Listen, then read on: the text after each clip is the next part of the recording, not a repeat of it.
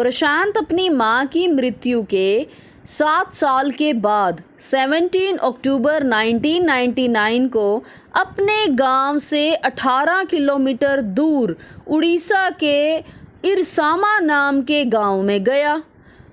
वहां पर वो अपने मित्र से मिलने के लिए गया था, लेकिन अचानक शाम को बहुत तेज़ तूफान आ गया। वहां अंधियारा तूफान घिर आया। भारी और लगातार वर्षा ने अंधकार को भर दिया। पेड़ उखड़ गए, सब कुछ नष्ट हो गया।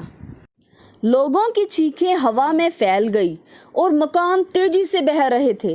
गर्दन तक ऊंचाई वाला पानी उसके फ्रेंड के घर में भी घुस गया। अगले 36 घंटों तक लगातार तेज बारिश आती रही और तूफान ने विध्वंस कर दिया। अगले दिन की सुबह तक वायु की गति कुछ कम तो हो गई। प्रशांत और उसके फ्रेंड की फैमिली घर के अंदर पानी के स्तर से बचने के लिए छत पर चले गए। प्रशांत ने विनाश की पहली झलक देखी जिसे वो कभी भी भूल नहीं पाएगा। हर चीज़ जिस पर नजर जा रही थी प्रचंड, भयानक और मृत्युकारी पानी की भूरी चादर से ढक चुकी थी। कुछ जगहों पर टूटे हुए सीमेंट के घर खड़े थे। सब दिशाओं में पशुओं और मनुष्यों के शव बह रहे थे। सब तरफ बड़े बड़े और पुराने पेड़ गिर चुके थे।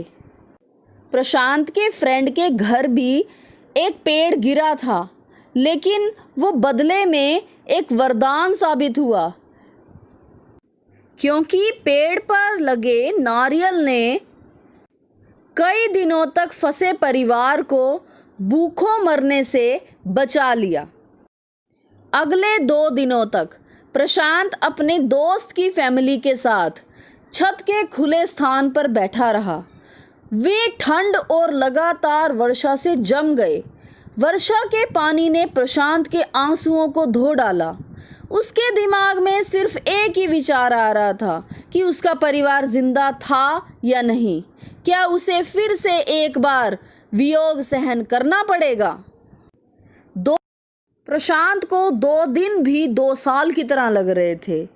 अब 2 दिनों के बाद जब बारिश आनी बंद हो गई और बारिश का पानी धीरे धीरे कम होना शुरू हो गया, तब प्रशांत ने बिना किसी देर के अपने परिवार को तलाश करने का निश्चय किया।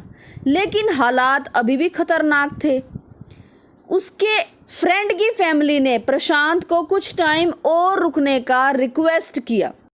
उसने एक मजबूत और लंबी छड़ अपने हाथ में ले ली और 18 किलोमीटर की दूरी पर स्थित अपने गांव में जाने का अभियान शुरू किया। बाढ़ का पानी बहुत ज़्यादा बढ़ा हुआ था।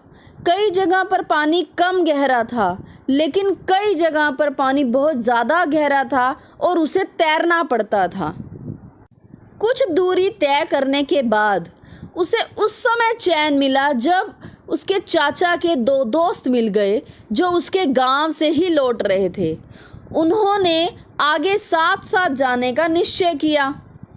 उन्होंने पानी में चलते हुए जो नज़ारे देखे वो बहुत ज़्यादा डरावने होते चले गए। जैसे जैसे वो आगे बढ़े वैसे वैसे बहाव की तेज़ी से उनके पास पुरुषों, महिलाओं और बच्चों की लाशें, कुत्ते, बकरियां और अन्य पशुओं की लाशें एक तरफ धकेलनी पड़ रही थी। जिस जिस गांव में वो गुजरते थे उन्हें वहां मुश्किल से ही कोई मकान खड़ा दिखाई दे रहा था। अब प्रशांत फूट फूट कर रोने लगा। उसे विश्वास हो गया था कि ऐसी विनाशकारी स्थिति में उसका परिवार नहीं बचा होगा। आखिर में प्रशांत अपने गांव कालीकुदा पहुंचा। उसका दिल ठंडा पड़ गया। जहां किसी टाइम उसका घर होता था वहां अब छत के सिर्फ टुकड़े ही दिखाई दे रहे थे। प्रशांत अपनी फैमिली को खोजने के लिए रेड क्रॉस शेल्टर गया।